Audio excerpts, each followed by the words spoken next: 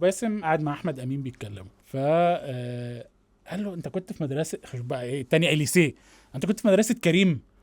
قال له عرفت كريم منين؟ قال له تعرف استاذ رضا شمبر بتاع العربي؟ قال له قال له ابراهيم جوان اللي كان بيدينا دراسات؟ قال له قال له عبده اللي اتمسك مش عارف بتاع ايه. فانا قاعد اللي هو قلت لهم انا اسف والله، بس انا حضرت القعده النظيفه من الكلام ده من شهرين. انا كنت بسمع اسامي مختلفه تماما، فانتوا احنا ليه نزلنا قوي كده؟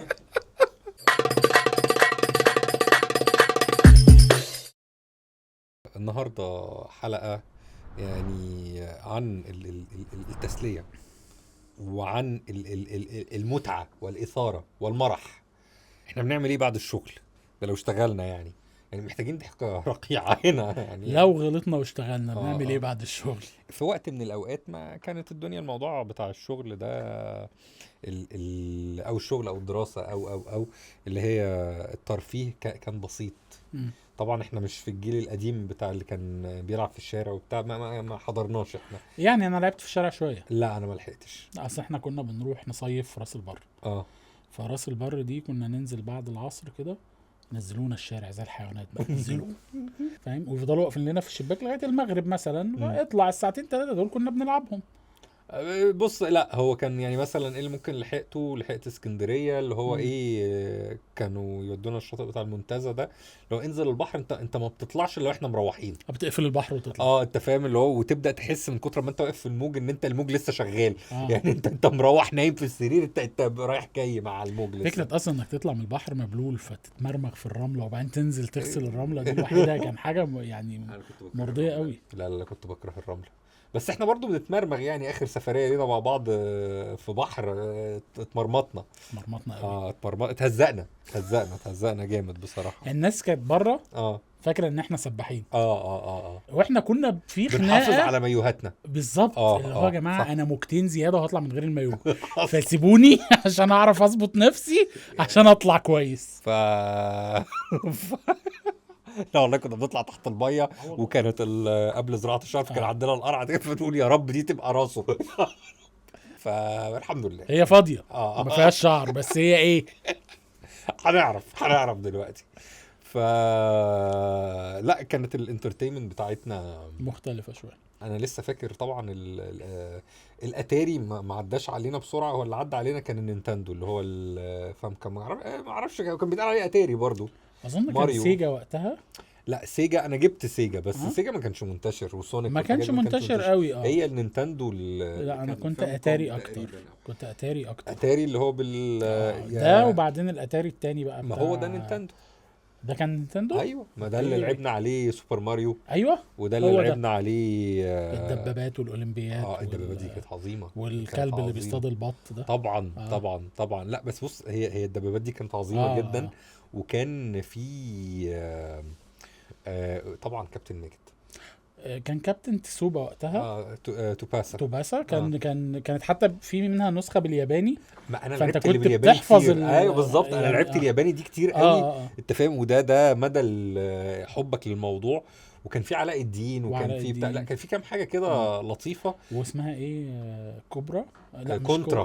كونترا. على فكره كونترا نزلت على ستيم. والله. عملوا لها ريميك نفس لا الليفلات. يعني انا ما بعرفش اشتري العاب من على ستيم، فلو حد لا يعني عيني يا سلام يا سلام. يعني وفي ستيم سيل دلوقتي ما انا بقول شغال. لك يعني لو حد بقى انا مش هتكلم يعني. لا فكرني واحنا مروحين. اه ووتشر آه، عليه سيل حلو برضه، فلو حد برضه يعني. انت فاضي انت بتلعب. انا ما بلعبش بس مش مبرر للظلم يعني. تبقى الحاجه موجوده. مم. ما هي دي المشكله دلوقتي، ان انا مبقاش في قربت اخلص وقت. دوم. يا راجل والله الاولانيه. الجديده الريميك بس قربت اخلصها خلاص، حلوه بيقولوا قوي. ايترنال اصعب. هي حلوه بس انا حاسس ان احنا بنعيد يعني كل ليفل هم بينصبوا عليا يطبعوا لي نفس الليفل تاني. اللي هو بعمل نفس الحاجات بالظبط بس في مكان مختلف. ما هو ده الاولد سكول بقى في اه الفيديو جيم. بس في حاجات ما بقيناش نعملها. يعني انا فاكر ان كنا بنروح مثلا سينما. انا كنت بروح سينما كتير. مم. يعني كنت بروح سينما اوديون وادفع تذكره طلبه. تذكره الطلبه دي انا فاكر كانت بتبقى ب 3 جنيه 4 جنيه. اوكي. تمام، على غير بقى التذكره الكامله اللي ب 10 اه جنيه لا انت طلبه. ده فيلم واحد. اوكي. مش فاهم. مش اصل انا حاجه كنت هي. السينما الصيفي اللي هي 3 افلام في بروجرام واحد دي، فتدخل 8 الصبح تطلع 8 بالليل. ايه اول فيلم دخلته سينما؟ اول فيلم دخلته سينما، انا كنت اصلا داخل الفيلم بتاع نينجا تيرتلز. حلو. تمام. بس عشان هي كانت سينما صيفي فكان فيها اكتر من فيلم بروجرام. فهو كان قبله في فيلم عربي بتاع نادية الجندي، كان فيلم الشطار باين.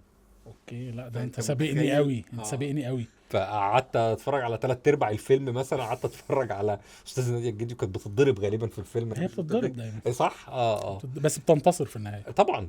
عندك شجاعه تقول ايه اوحش فيلم دخلته سينما؟ اوحش فيلم لا، دخلنا افلام وحشه كتير، بس مش هنسى فيلم معين، كلم ماما. والله ما بحب الفيلم ده. اسوأ فيلم دخلته في حياتي.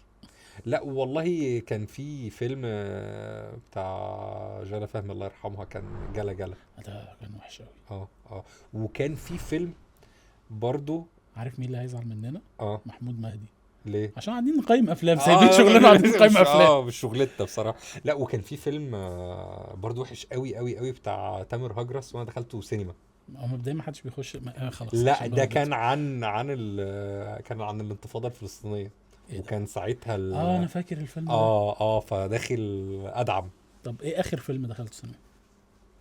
اخر فيلم دخلته سينما فاصل من اللحظات اللذيذه. كان لطيف. انا اول فيلم دخلته سينما في حياتي كان الليمبي. يا راجل، اول علاقتي بالسينما كانت قوي. الليمبي. اخر فيلم دخلته سينما كان الحريفه. كان لطيف، شفته على كان لذيذ قوي. واوحش فيلم دخلته سينما كان جوبا بتاع احمد سعيد عبد الغني. احمد سعيد عبد الغني ده كان مهاجم حرس الحدود باين. ايوه لا ممثل ما شاء الله. صح. محمود عبد الغني. اللي هو ماما يا ستي كان احمد سعيد عبد الغني. ايوه كان تخيل ان هو كان عامل فيلم بطولته. طب وليه دخلته؟ انا اسف ما اعرفش، دخلته مرتين. لا كده يبقى حلو. ليه دخلته تاني مره؟ عشان انا قلت انا مش هاخد العلقه دي لوحدي، فرحت لواحد صاحبي قلت له دخلت النهارده حته فيلم تحفه، لازم تدخلوا معايا. انا مش هعيط لوحدي.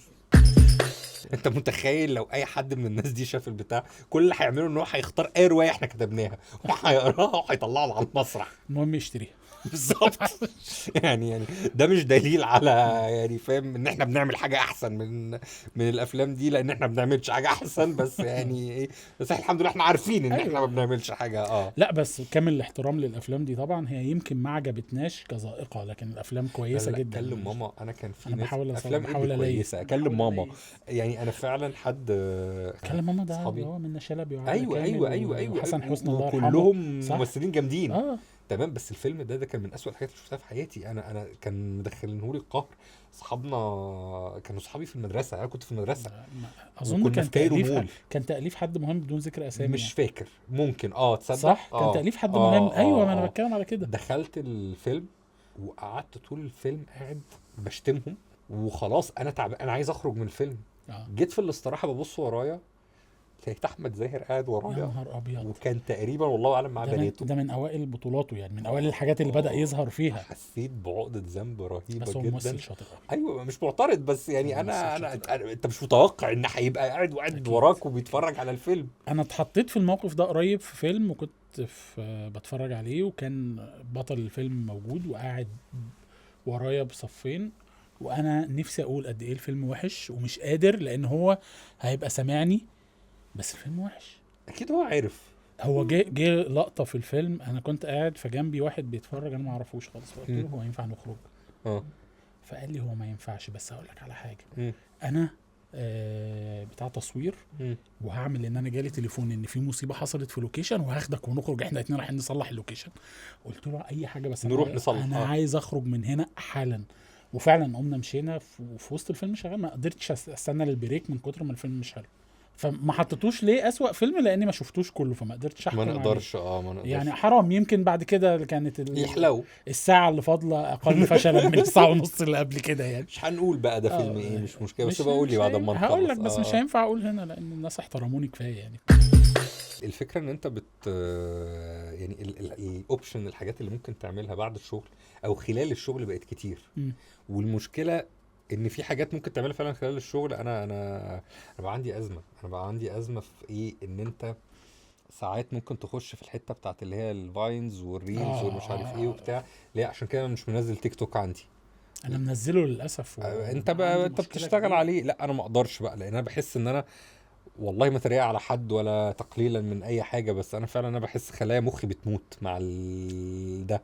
والوقت بيتاكل وخلايا مخي بتموت. هي دي مش اسوأ حاجه هو عملها فيا. مم. انا اسوأ حاجه عملها فيا التيك توك ان انا ما بقتش قادر اشوف حاجه اكتر من دقيقه.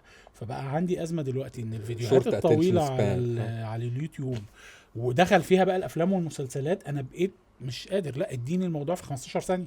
بص انا كان عندي موضوع فتره ايه بقى، ان انت لازم وانت بتفرج ان انا فاتح الموبايل بعمل حاجه مع اللي شغال. بس عشان كده بحب الفيديو جيمز، ان الفيديو جيمز بتاخدك بقى ان انت مركز في اللي انت بتعمله. يعني ما ينفعش ان انت تعمل حاجه تانية. انا بسمع بودكاست وانا بلعب. ما ده بقى هنبوظ بقى اللي فاضل. يعني احنا اللي فاضل هيروح بقى. ايه البودكاست اللي انت بتسمعها بالمره كده؟ انا بحب قوي بودكاست كوالا ساندوتش بودكاست. ده انت بودكاست رشحته لي كتير بس انا بحبه قوي، برشحه لاكل اي حد بحبه بقول له اسمعه. اه ده بتاع 2 ستاند اب كوميديانز، محمد فاروق ومحمد جمال جيمي. هم لهم كوميديا خاصه كده بس بحبها جدا. مش جيمي ده بتاع اشتري لا مني؟ ده جيمي تاني، ده جمال رمزي. اوكي. وبحب طبعا اشتري مني. مؤخرا حبيته، ما كنتش بحب يعني في الاول، مش ما كنتش بحبه بس كنت شايف ان هو واخد اكتر من حقه بزياده. ما اعرفش، كنت حاسس ان لا يا جماعه في حاجات احلى من كده بكتير. بس هم برضو شاطرين قوي لدرجه ان واحده خدوك تعالى لي بقى. فبقيت انا بستنى معرفش هم شايفهم لطاف من اول حلقه سمعتها، او يمكن اكون حظي حلو في يمكن انت وقعت في حلقه حلوه. انا بحب عباس ابو الحسن جدا. حوارات مع عباس من احلى الحاجات. هو بيجيب ناس يعني احنا عمرنا ما هنعرف نسلم عليهم. انت فاهم فكره كمان بتسمع قصه نجاح في حاجه بعيده عنك، عمرك في حياتك ما هتخش الدايره دي. هو بيجيب لك منها الحته المنوره قوي، فبتقعد تسمع ايه ده، ايه الجمال ده. وبيختار ضيوفه حلو قوي. في بودكاست بس انا ناسي اسمه، حد جايب قضايا ومحاكم قديمه قوي من الراديو. يعني هو الحاجات دي كانت بتتذاع في الراديو وهو جابها دلوقتي. الراديو بقى زي زمان؟ ما بقاش زي زمان. كده ما عادش بنسمع راديو اصلا. ما والله البودكاست واخد الحاجات بقى الحته بتاعت الراديو دي. بس البودكاست انا شايف ان ما فيهوش درامه الراديو. لا في بقى انت يعني انت في حبه حاجات في كام قول لي بودكاست. طب رشح لي حاجات. والله في على اودبل في كام بودكاست حلوين. انا مش مشترك في اعتقد ان هم حتى فور فري. طيب. مش متاكد. انا منزل اودبل. وستوري تيل عليه كام بودكاست حلو. البودكاست بتبقى اللي هي كانها حلقات يعني. في على ده تيمب. ذا تيمب. ده واحد بيشتغل اكتر من شغلانه وكل مره بيروح شغلانه بيخرب الدنيا. فهو كوميدي ستوري تيل ولا اودبل؟ ده كان على اودبل. فانا حبه جدا. فهي دي المشكله، ان انت بقى عندك كميه حاجات ممكن تستمتع بيها مش طبيعيه. مفيش وقت كفايه ان انت تستمتع بالحاجات دي، ومفيش ودايما دماغك في حاجه تانية. يعني انت بتسمع البودكاست ويروح مرشح لك مثلا ايه بودكاست تاني. فطبعا انت كل اللي رشح لنا البودكاست التانيين هم قفلوا اوريدي خلاص. احنا بنتكلم بعضنا دلوقتي وبيسمعوا البودكاست الالطف اللي هو الحاجات اللي احنا رشحناها. هم راحوا بقى هناك ربنا يوفقهم. بس فمش هيعرفوا ترشيحاتي انا في البودكاست، لان انا كنت هرشح حاجات مختلفه خالص. البودكاست بتاع انا بحب الحاجات بتاعت الفيديو جيم والحاجات دي. فكان زمان في حاجه اسمها بي اس اي لاف يو، كانت على اي جي ان. وبعد كده سمعت عنه بس ما سمعتوش قبل كده. هو عن البلاي ستيشن، فهو بي اس اي لاف يو اللي هو بلاي ستيشن اي لاف يو. وكان بعد كده بتعمل على قناه اسمها كايند اوف فاني فيديو جيمز. عرفتهم. فدول لطاف قوي قوي. وفي جاينت بوم، دول برضو بتوع فيديو جيم. انا كنت احب الحاجات بتاعت الفيديو جيم بصراحه. يعني كان مسلي جدا. واي حاجه بودكاست بيطلع فيه يدزي انا لازم اسمعها. يدزي ده بتاع زيرو بانكتويشن، وهو كاتب بصراحه برضو فبنحبه. الروايتين بتوعه قوي. هو ليه روايات تانية اللي انت انا بس اللي انا سمعتهم له. اللي انت وعدتني ان انا هعملهم. جبتهم ليش نترجمهم. لسه ما جبتهم I'll save the galaxy for cash وفور فود. I'll save the galaxy ولا وليها جزء تالت دلوقتي. I'll leave the galaxy behind. نزل على اودبل تقريبا. لسه ما سمعتوش. لا بس ليه ميتامورفيسس وليه جام وليه كم رواية تانية. حلاوة يدزي مش بس ان الكتابة حلوة، ان هو صوته واداؤه فظيع مش طبيعي. فظيع. فبيطلع حاجات. طبعا في ناس فقدت الاهتمام واحنا قاعدين بنتكلم انجليزي وبنتكلم في حبه حاجات. هسألك سؤال مهم قوي لان ده نقطة فيصل بالنسبة لي. زمان او ما احنا بدأنا نلعب بلاي ستيشن كانت انك انت تقف في لغز مش عارف تحله. كان ممكن ياخد منك اسابيع لانه وقتها ما كانش الانترنت، مفيش انترنت تدور على الوقت. الموضوع بقى سهل، انت بتخش تطلع لك فيديو على يوتيوب. انهي امتع؟ والله انا شايف ان هو دلوقتي لسبب بسيط، ان انت يعني كان ممكن لعبة مدتها 60 ساعة انت مزنوق في الساعة الستة، خلاص بقى انت مش اللعبة مش هتكمل مش هتكمل. فعلا. وانا كنت بحب الالعاب اللي هي بتاعت اللي فيها ادفنتشر اه وفيها حاجات، فخلاص بقى انت مش هتعرف تكمل، انت يعني انت قاعد هنا مش مروح. يعني سايلنت هيل 1 كان فيها اه لغز اللي هو بتاع البيانو اه والزراير. اه انا قعدت فيه 3 اسابيع، ما كانش فيه انترنت بقى، انت لغايه ما دماغك اشتغلت الترس دار وطلع. فلا لذة الانتصار دي ما عادش بنحسها دلوقتي. لا عادي، ما انت ممكن تجرب، بس فكرة ان يعني الامان ان في ان هتلاقي اه هتلاقي هتلاقي كتير. اوبشن. بس هل بقى عندنا الوقت اللي هو ان انت تقعد تستنى لحد اما تلعب اللعبة دي تاني؟ لان برضو انت ما بقتش تلعب الثلاث اسابيع دولت، انت مم. كنت بترجع للعبة وبتروح وبترجع. بس ما وراكش حاجه تانية، انت كنت صغير. بقى انت هتعمل ايه دلوقتي؟ اه انت انا عايز اللعبة تخلص في يعني في 6 ساعات، حلو قوي. 10 ساعات اخرك. لكن لعبه هتقعد 60 ساعه وحاجات رويال بلاينج جيمز والحاجات دي، ما اعتقدش ان بقى علينا نفس القدره عليها. طيب العاب السولز، امم لا ما بحبهاش. انت مع يعني انا بحس ان انا ليه بعمل في نفسي كده؟ ما بحبهاش. يعني انا ليه بروح لنفس البوس 80 مره، مطلوب مني احفظ حركاته كلها واعرف امتى هيعمل ايه فاهيل امتى وبتاع. طب ليه يا جماعه؟ انا ضدها، انا ضدها، اللي هو انت ما انا عايز انا ما انت الشغل ما دايس على ما وشي طول اه اليوم. بالظبط، انت جاي تطلع ميتيني، ما خلاص ما خلاص بالظبط. انا عايز كده، انت عايز فاهم اللي هي لذة الانتصار دي وافرح وان انت جامد بقى. يعني ما بقاش جامد في الحياه وما بقاش جامد في اللعبه، يعني ما اللي دافع فيها فلوس انا دافع فلوس عشان تهزقني. دافع فلوس لان مؤخرا بقى كتير كمان. واحنا دفعنا فلوس في البحر برضه وتهزقنا، اه يعني ده اكيد. ما اختلفناش، بس يعني شويه انت اي انتصار يا معلم اي ايه حاجه. اكتر جنرا واخداك بقى في الفيديو جيمز؟ بص انا بتسحل مع الحاجات الاندي دلوقتي، في حاجه اسمها ديف ذا دايفر، دي اندي جيم. معرفهاش. بقى دي انت بتنزل تصطاد سمك، انت غواص تنزل ماشي. تصطاد سمك، وبالليل السمك ده بتعمله في مطعم سوشي انت بتدوره، فدي عظيمة جدا. نايس. وبعدين بقى تكتشف ان تحت البحر في حضارة تحت البحر، انت بتبدأ تتواصل معاها ويقول لك ازاي تنقذ الحضارة بتاعتهم ومش عارف ايه دي وبتاع. على ستيم؟ اه دي على يا ستيم. رب حد يجيبها لي. يا دي حاضر حاضر من عينيا. دي الحاجات اللي هي فيها جزء رول بلاينج انا بحبها. ترشحت لي بيرسونا برضو اه مرة. بيرسونا، اه هو في زي بيرسونا 3 ولا 5؟ 5؟ 5 احلى. 5 عظيمة، اه بيرسونا انت 5. رشحتها لي بس انا لسه ما جربتهاش. طب انت ايه اللي بتتفرج عليه في نتفليكس دلوقتي، ولا ديزني ولا بتاع؟ حاليا بري واتش هاوس. مم. اه والله كلنا بنري واتش هاوس، بس اه هاوس ده اللي هو وقت الاكل. هو غالبا بيبقى وقت الاكل فعلا.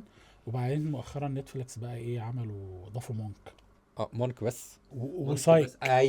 ايوه كده. ضافوا مونك وسايك وانا اه بقى لقيت نفسي في الاثنين. انا بحب سايك جدا، سايك من اه المسلسلات المفضله بالنسبه عظيم. لي. وبيقعد يتريق على منتلست لان منتلست بحبه قوي نزل نزل بعد سايك. انا بحبه قوي. ومن الحاجات الجديده اتفرجت على بيبي ريندير قريب. ما حسيتش ان انا مشدود له.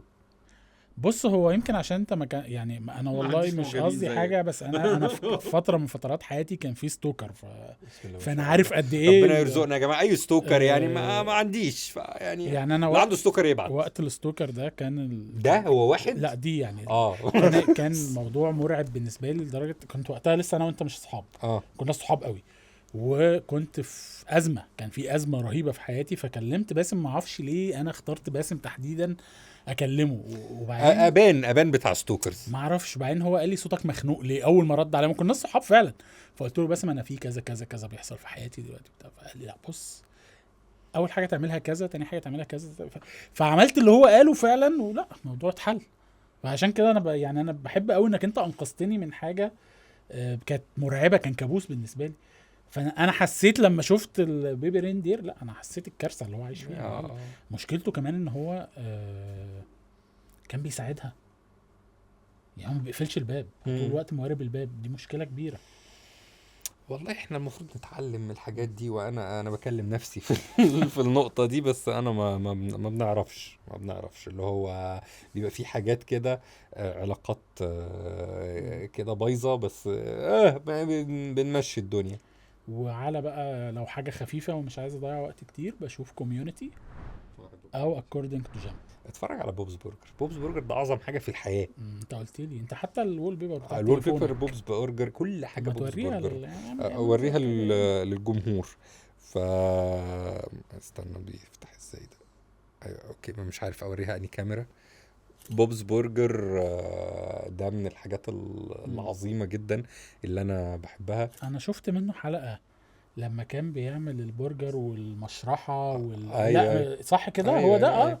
فلا لا لا، جميل جميل جميل. وبعدين هو من الابهات اللطيفة اللي موجودة على البلاتفورمز عموما. لا والله، اصل بص، اصل انت تيجي تبص على سيمسون تلاقي واحد سكري بس انا بحبه قوي. وبيضرب عياله ومش بس عارف ابن ايه وبتاع. لذينه حلو قوي. فاميلي جاي متخلف لا اصلا، لا والعيله مختلف. العيله كلها مختله. مختلف. مفيش حد اب لطيف كده، وعيله لطيفه وعيله مترابطه، وما اعرفش. هو بالنسبه لي هو تحقيق احلام كده، ان انا كنت ارجو ان انا يبقى عندي العيله تبقى دي حياتك والحاجه دي. بالشكل ده. اه والله.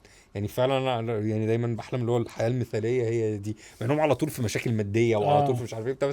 بس في كام مشهد وكام حاجه كده. انا في حلقه كان هيجري فيها في السيزون الاخراني بتاع 13 كان هيجري فيها انهيار عصبي بجد، اللي هو تعبت منها جدا، لان مش هقول حلقه ايه يعني، بس بس انت حاسس انها لمستك قوي للدرجه جدا دي؟ جدا اه جدا. وموست بروبلي هتاخد ايمي او هتاخد حاجه الحلقه. هو دايما يبقى اوكي. في حلقه في اخر المسلسل. سيزون نزل، اه هروح اتفرج عليه بكره. هبقول لك يعني بقول حلقه لي انهي عشان حلقه. اه. طب انت بتتفرج على ايه على نتفليكس او برايم او ديزني او شاهد او؟ بص، انا المفروض ان في السيزون التاني من البيت بيتك نزل. شفته. انا ما شفتوش، أنا منتظر، بس كل الناس بتقول ان هو مش زي السيزون الاولاني. انا إن السيزون الاولاني احلى. آه، شويه اه. اتفرجت على يانجو نزلوا شقه. شفته برضو. فيعني شفته عشان بحب محمد ممدوح، ومحمد آه ممدوح تحديدا ما خذلنيش في الفيلم ده. بس هي القصه كانت جاريه شويه. وفي مشهد غريب قوي. انت عارف الافيه اللي هو اصلا مقطعينه وحاطينه في حتت كتير على البتاع اللي هو بتاع انت اللي قلع البنطلون ولا هم اللي قلعوا له؟ اوكي، ده ليه بيلد اب. انا لا مش متاكد بس لا لا لا، هو ظهر من العدم صح. وفجأة مات. البنطلون اتقلع. ايوه هو مات. اه والإفيه مات بعد كده، ما ايوه، لعبناش بيه فانت رميت حاجة. الافيه ليه طالما انت شلت المشهد اللي بيقلع فيه البنطلون ايا كان السبب؟ بس ده صح. انا ايوه صح، لا، مش في حته هم انا نمت فيها. كمان، لا لا، هم كمان في نهاية الفيلم قال لك يا نهار اسود، احنا الخط بتاع عباس ابو الحسن ما عملناش فيه حاجة. طب خلاص بقى اكتب لهم مش هتخلص على كده وخلاص. يعني في خط كامل ما اه اتقفلش بتاع عباس ابو الحسن. صح. خط كامل، اه حدوته كامله ما اتقفلتش بتاع باباه والهارد وبتاع. الحدوته دي كلها مفتوحه لسه. احنا قفلنا الناحيه بتاعت يسرى، بس الناحيه بتاعت عباس ابو الحسن كلها مفتوحه. طب انت حطيته ليه؟ انت كان ممكن تشيله من الفيلم، مفيش حاجه هتحصل. مش باين في الاخر اللي هو كان كلمه قال له ده احمد اللي هو كان طالع ضيف الشرف احمد فهمي، قال له ده انا هجيبهم دول سافروا مش عارف ايه ايوه ما وبتاع. بالظبط، انت ليه دخلته بقى واديته هي مساحه؟ انتهت كده انت الاله من كان الآلة. ممكن انت كان ممكن تبقى تدي اصغر الدور وهات حد عادي. ما مش هو مهم زي في عباس مثلا. فيلم بتاع كان احمد السقا وامير كرارة، مش فاكر كان اسمهم ايه. هروب اضطراري. ما في الاخر برضو طلع احمد حلمي وقال لك اه I'll be back باين. خطف ابنه باين ولا بنته حاجه كده صح. لا بس الموضوع ده النصبايا دي من ايام 55 اسعاف و66 مطاف، يعني ده نصبايا قديمه يعني. يا لا، بس اعتقد ان هم دول مثلا كانوا ناويين يعملوا حاجه، بس ظروف الطريقه كان باين ان انت عمرك ما هتعمل حاجه تانية. يعني انت مش هتقعد تلم الناس دي تاني وهتعمل حاجه. صعب. وموتت اصلا كاركتر منهم انا فاكر. مصطفى خاطر باين. تقريباً. احنا قاعدين بنحرق حاجات يا جماعه، فاحنا اسفين على السبويلر ده. انت صعب تلم السقا وعلى العوضي هو العوضي كان فيه العوضي كان في الفيلم صعب تلم السقا والعوضي وامير وامير كرارة، خلاص كرارة. كل واحد بقى. وكان مين كمان معاهم؟ هو مصطفى خاطر، وكان في واحده مش فاكر مين. غادة عادل. غادة عادل. كان صعب تلم الناس دي تاني دلوقتي، والا المنتج هيدفع كتير قوي. صح. وبعدين بقى فيهم نجوم بقى، يعني العوضي بقى شايل مم. حاجات لوحده، امير كرارة بقى شايل حاجات لوحده. فانك تجيبه بقى كله، اصل كله هيلعب تحت السقا. يعني مش هينفع تجيب حد تلعبه فوق السقا بقى. فهيبقى صعب شويه. ولو اتعملت مجامله مش كلهم هيوافقوا، ما اعرفش. طب انت ايه بتتفرج عليه تاني؟ احنا الاختراع بس اللي هو بتاع يانجو فعلا بقوا بينزلوا الحاجه بعد السينما بيوم. يعني شفت شق وشفت فاصل من اللحظات اللذيذه، الاثنين على يانجو. ايه ده، فاصل نزل اوريدي؟ نزل يوم من 3 ايام شفته بقى. انا ما كنتش شفته، كنت بتفرج عليه لوحدي. وبعدين في افيه كده ضحكني قوي لدرجه ان انا قفلت، لا انا مش هكمله لوحدي. لا، هستنى العيله. انا هستنى بقى اما العيال يصحوا، كانوا نايمين. الافيه لو انت عارف بتاع الاوضه الماستر اللي لها باب على الحمام. الافيه ده قتلني اصلا. بص، هو جورج عزمي يعني علامه مسجله. تشوف جورج وشريف نجيب. شريف انا بحبه قوي برضه. ففكره ان هما الاثنين اللي كاتبين الفيلم دي كانت بالنسبه لي كريدت حلو قوي، يعني انا اشتريت. هشام كمان ذكي جدا في اختيار ادواره. مم. فاشتريت الفيلم كله ما عدا اخر ربع ساعه اللي حصل فيها الخناقه مش هنحرق بقى عشان فيلم يعني جديد انا قوي قلت يعني. خناقه اي اتنين ممكن يمسكوا في بعض. بس ما واحنا اشتريت. حرقنا شيء دي احنا مش- عايزين نبقى نحط آه. سبويلر. والله نطلب المنتج ايه المونتير ان هو مصطفى. يعمله بتاع، إحنا بلا ونطلب ان منتج. يبقى فيه منتج. احنا بلا بنطالب منتج. ان يبقى فيه منتج يا ريت. بس حسيت ان اخر ربع ساعه دي لا طولت زياده عن اللزوم. كان مم. ممكن تختصرها صح صح. وتلعبها اصيع من كده شويه. بس ستيل فيلم حلو قوي. من زمان الواحد ما شافش افلام حلوه كده. شفت ولاد رزق تالت التالت. شفته فين؟ مسروق. حسبي الله ونعم الوكيل. مش وما لازم الناس تسرق تسأل. رواياتك. مش لازم تسأل. انت شفته مش لازم فين؟ ما تقول. شفته خلاص. الناس شفته في تسرق السينما. رواياتك تزعل. شفته في السينما. بصراحة مصروف عليه حلو قوي. الحمد لله. يعني انا شايف بصراحة ان الفيلم ده اشتغلوا عليه حلو قوي قوي. يعني بتفرج لو عليه. رواياتنا تشتغلوا عليها هتبسطوا قوي. وبعدين بره في الامارات وجوه في مصر وهنعمل هنعمل حلو. شغل. هنروح وهنيجي وهنصور هنا وهنصور هناك هنصور ايه؟ احنا بتوع رواية. انت عايز يتحولوا فيلم ايوه يعني. ونكتب السيناريو ونروح نصور. ما انت ليه افقك ضيق كده؟ طب صح لا صح، مؤاخذة يعني معاك انا حق. اسف. لا صح، انت معاك حق. طيب يعني يا رب يرزق من الثلاثة اللي بيتفرجوا على البودكاست ان احنا هيبقى مثلا معالي المستشار تركي الشيخ موجود بيتفرج من التلاتة دول ولا حاجة. مثلا ما تعرفش. يعني اه ارزاق. انا عايز اقول على فيلم خذلني برضه. ايه؟ انا ناسي اسمه بس هو خذلك. هو انا شفته على برايم. ما بننساش الاحساس بس بننسى الاسماء. اسمه جيك ايه جيلكنكهال. اسمه ايه جيك ايه؟ عارفه ها. عامل ريماستر او ريميك يعني الفيلم قديم هو والراجل بتاع الام اي اسمه انا بفتكر قلت 3 حروف. نفسي تقول لي حاجه مفيده. يو اف سي اللي هو اللي كان في بار وده البودي جارد بتاع البار عرفت انت بتتكلم على ايه. الفيلم ده خذلني قوي. اللي هو راوند هاوس. ايوه خذلني. لا ده انا شفته على شرايط فيديو زمان ده. هم بقى عملوا له نسخه جديده. وانا بحب جيك قوي على برايم. الحاجه الوحيده اللي انا ما اعرفش ليه انا شفت الراجل بتاع الام اي ده عريان فمش فاهم ليه. المشهد كان ممكن يتشال تماما من غير ما اشوف الحاجات دي بس شفتها. فخلاص بس وكملت الفيلم. طيب. كملت عشان فيلم انا كنت متوقع ان هو راح يمكن حد تاني يقلع. لا ما حدش تاني قلع. حتى النسوان اللي في الفيلم هو ده الوحيد اللي قلع ما اعرفش ليه. الفيلم خذلني قوي. كنت مستني منه حاجه حلوه قوي على الاقل يبقى زي القديم. القديم كان حلو. انا فاكر ان القديم كان حلو ما كانش لان انا اتفرجت عليه على شريط فيديو كده. كان يعني انا فاكر الحاجات اللي انا جبتها فيديو وانبهرت بيها كانت مورتال كومبات. فاكر انت يعني انت تشوفه دلوقتي وحقير جدا بس وقتها كان كفايه المزيكا عظمه. واتفرجت على الحاجات بتاعت سيلفستر ستالون. كوبرا. فاكر كوبرا طبعا. سلام. وروكيز كلهم. الرقيات كلها. واسمه ايه اللي كان رامبو. لا ما كنتش بحب رامبو. لا يا راجل كنتش بحب رامبو. كان عظيم. لا لان انا شفت رامبو 1 قبل لما اشوف الثانيه. فكان بالنسبه لي فيلم عميق وبتاع وانا عيل صغير يعني لما وكنت بحب زورو. كان حلو بتاع انطونيو بانيديراس صح؟ كان عظيم يعني. اظن دي كان ده تقديمه انطونيو بانيديراس للعالم العربي. لا كان عامل ديسبرادو قبله. بس لا يعني ده كان معاه سلمى حايك. يعني هو ساب سلمى حايك راح لكاترين زيتا جونز. والله هو انا احب سلمى حايك. بس كانت عامله فيلم قريب برضه. انا جاي ناسي اسامي الافلام كلها. كانت مع رايان رينولدز. اوكي. طلعت معاه في مشهدين بتسب له الدين بس.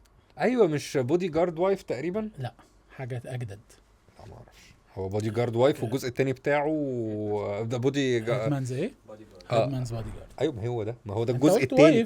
ما ده الجزء الثاني. هيتمان وايف بودي جارد. هي كانت طالعه مشهدين بتسب له الدين بس وروحت يعني خلاص مشهدين اللي بعده الجزء الثاني هي بقى اللي بتتخطف وهو واكشلي راين جوسلينج بقى ده بتاع لا لا لاند وباربي. بس ليه فيلم مع راسل كرو اسمه نايس جايز. ما شفتوش. ده عظيم. ده جديد. ده عظيم مش قوي.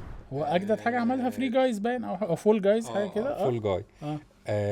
لا في الفيلم ده كان قبله. كان نفس المخرج ده هو اللي عامل كيس كيس بانج بانج بتاع روبرت داوني جونيور.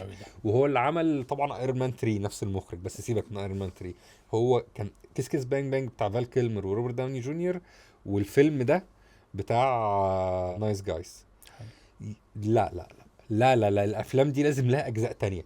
الافلام دي عظيمة بدرجة مش طبيعية. بحب في الستاند اب كوميديانز برضو جيمي كار.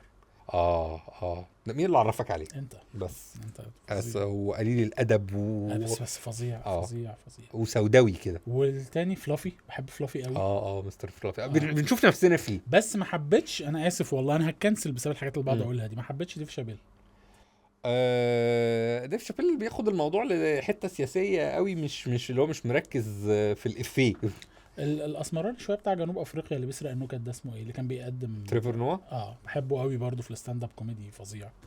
ما شفتلوش غير واحد بس. كان عامل ستاند اب كوميدي بيتكلم فيه عن انك تجيب ناس بشرتهم سودة تحشرهم في الافلام، فكان بيتكلم عن جيمس بوند.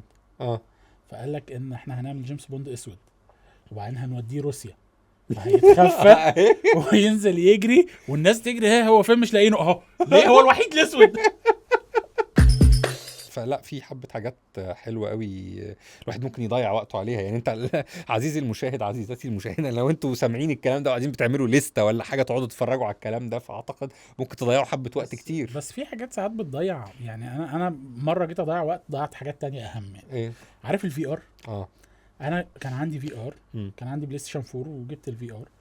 فانا الراجل بتاع رعب المفروض يعني، فكان وقتها نازل فيلم ات وانا بترعب من الكلاونز جدا، فقلت هتفرج على التريلر على الفي ار، وكنت لوحدي وقاعد على كرسي وحط في ار وقاعد بتفرج بتاع ده، في جامب سكير حصل. فانا من الخضه نطيت وقعت من على الكرسي والكرسي وقع فوقي والسلك بتاع الفي ار اتشد وتلف على رقبتي زي الحبل السري كده، وكانت قصه سافله قوي. وبعدين لما قلعت الفي ار لقيت مراتي وعيالي جنبي، لقيت كلهم باصين لي بصه. انا شفت في عينين مراتي بصه عدم احترام ما اعتقدش في راجل شافها في عينين مراته قبل كده. وشفت في عينين عيالي حاجه اتكسرت للابد. يعني انا فاكر هادي كان بيبص لي بصه اللي هو انا هعتمد عليك انت بقيت حياتي. انا كنت يعني انا شفتها في عينيه، وما قالهاش بس شفتها في عينيه، حسيتها طالعه. فحسيت ان انا مش بس ضيعت وقت هنا، انا ضيعت مستقبل اسره في اللي انا عملته ده. خلاص الايدل بتاعهم في حاجه وقع. اتكسرت من يومها لغايه دلوقتي. انا حاسس ان محدش حد بيحترمني من يومها لغايه دلوقتي. ايوه، وانت ايه اللي خليك؟ انت اوريدي بتخاف من الكلاونز، فانت ايه اللي خليك تتفرج عليه في الفي ار؟ حسيت انها تجربه، انا بتاع رعب وعندي في ار وده فيلم رعب نازل، انا لازم اعمل كده عشان احكي للناس. فبعدين بس خلاص بقى، وحكيت للناس، بعدين اتنيلت حكيت للناس. طب الحمد لله، المهم الناس تبقى مبسوطه. هي بصت خيبه امل والله مش هتشوفها في عينين الثلاثه، مش هتشوفها في حياتك، او ربنا ما يكتب عليك انك تشوف خيبه الامل دي في عينين حد. يعني حد يوصلك بالبصه دي، يعني ما اتمناش لحد خالص. طب تضييع الوقت بتروح فين اما بتخرج بقى؟ انت اغلب الافلام انت حتى بتروح على السينما، انت ما شاء الله بتتفرج عليها. انا هقول لك على حاجه، انا ما بحبش انزل من البيت كتير، انا انطوائي زياده عن اللزوم شويه. اصحابي قليلين جدا، فلما بنزل غالبا بنزل لوحدي وبتمشى على الكورنيش وبرجع. اوكي. ما بروحش في حته كتير. يمكن برضو ما بروحش سينما في دمياط، لان دمياط ما فيهاش سينما، ودي مفاجاه حلوه للناس برضو انها تعرفها. اللي حابب يعمل سينما في دمياط فدي رساله، دي هتبقى فكره هايله جدا، لان في ناس عندها عينين بتتفرج على افلام، فليه مش عاملين لهم سينما؟ يمكن محتاجه تصاريح او حاجه، ما اعرفش بقى. بس عندنا السينما ودي كارثه، مصيبه سوداء يعني. دي مش مشكلته، انتوا حلوا له المشكله وهاتوا له سينما لو سمحتوا. وانا بنزل غالبا بقعد اسمع يا بودكاست يا اوديو بوك، وبتمشى ساعه ولا ساعتين وبرجع، او بروح اقعد له عند بابا وماما بقى شويه. مؤخرا مشوا القطط اللي عندهم، فبقى الموضوع امان اكتر بالنسبه لي. انت عندك حساسيه من القطط؟ لا مش عندي حساسيه، هم ما بيحبونيش وانا ما بحبهمش، وعلاقه توكسيك ما بيني وما بين القطط. فمؤخرا بابا مشاهم، خلاص كبروا ما بقوش قادرين يخدموهم قوي. يعني ماما القطط لا ماما كبرت فما بقتش قادره انها تخدم القطط قوي، فحرام عشان ما تظلمهمش مشاتهم، كفايه عليها بابا يعني. فبقيت بروح اقعد معاهم بقى احيانا لما بحب اغير جو. بس غير كده انا مرمي في اوضتي، يا بتفرج على نتفليكس، بلعب بلاي ستيشن، يا بس ما فيش انشطه تانية. بحاول اقرا ساعات. مهم برضه. يعني احيانا يعني حاجه ليها علاقه بشغلك يعني، ما لو تسمح يعني. ما مؤخرا قريت حاجات كتير حلوه، بس احلى حاجه قريتها كانت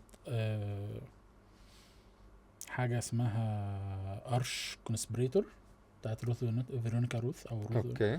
كانت حلوه قوي. معرفش انا حاليا هي اعاده ايه بيسموها ايه، اعاده تقديم لمسرحيه انتيجون. اوكي. بس بشكل لطيف قوي. حبيتها. انا بحاول ان انا دلوقتي اقرا كتاب كتير لفريدريك باكمان اللي هو كان بتاع انشس بيبل والفيلم بتاع توم هانكس اللي هو كان مستر اوتو باين ولا بتاع. هو كاتب عبقري. انا كنت معاك واحنا في دبي.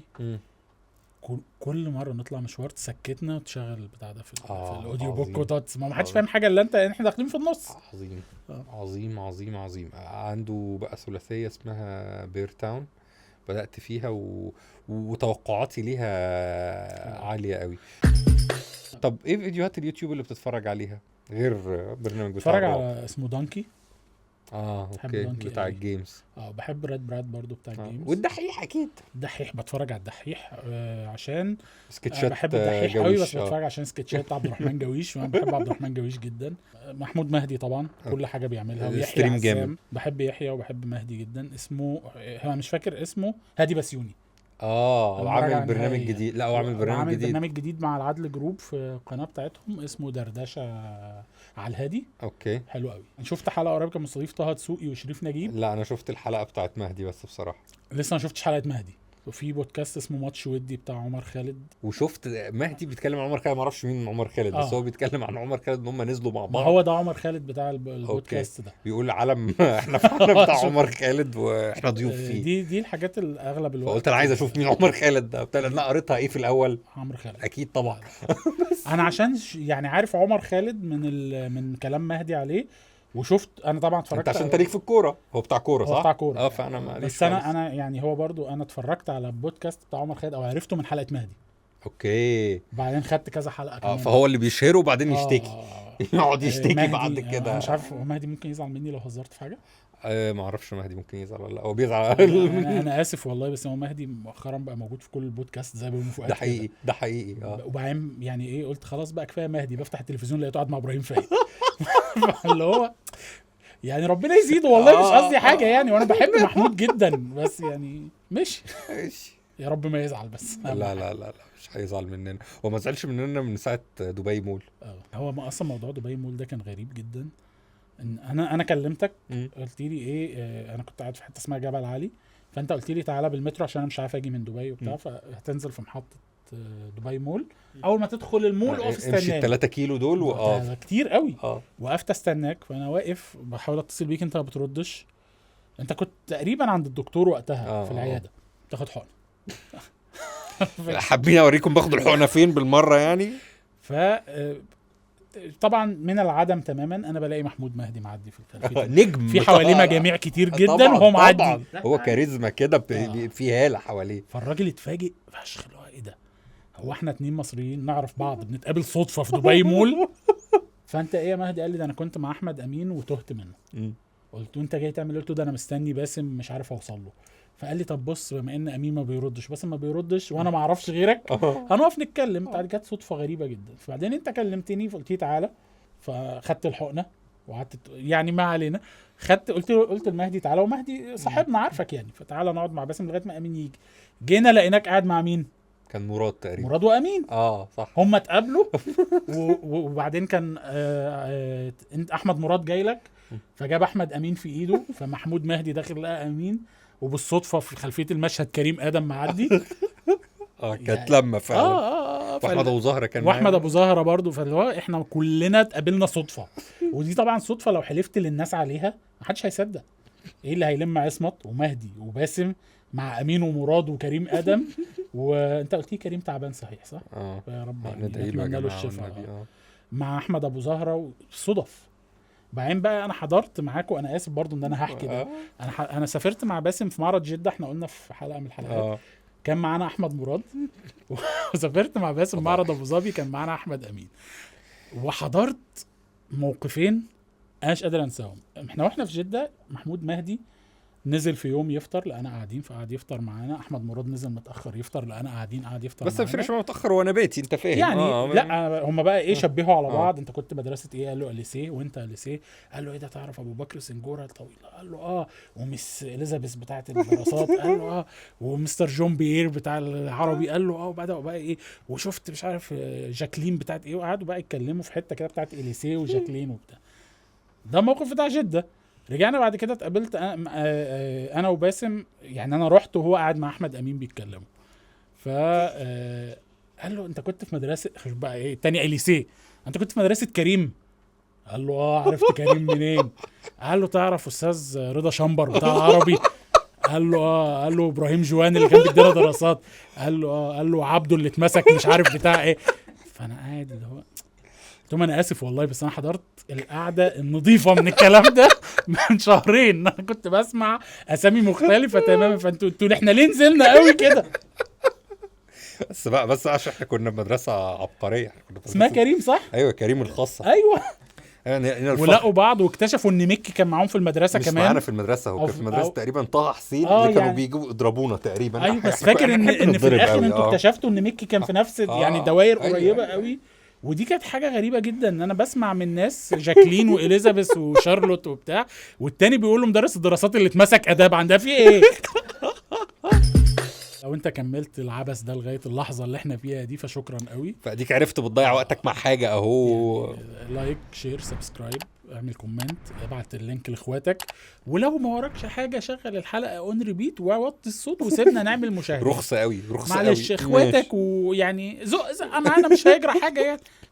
شكرا ليكم ونشوفكم في الحلقه الجايه بقى. لو ربنا كتب لنا حلقه جايه ان شاء الله يعني.